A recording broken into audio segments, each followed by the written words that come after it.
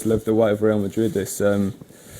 I've been following them all my life. I've loved foreign football and especially Spanish football. And yeah, I think I had the shirt when I was 9, 10, 11 years old, and I followed them till now. And yeah, it's an absolute dream come true to be here, and I can't wait to pull on the white strip. It's as much pressure as I put on myself. I want to come here, I want to play my best football, I want to contribute to help the team, and yeah, I don't think that there's pressure in that sense. I think the most pressure comes from me, and I want to succeed, and I'll give 100% to playing football for Real Madrid and trying to help the team to win things.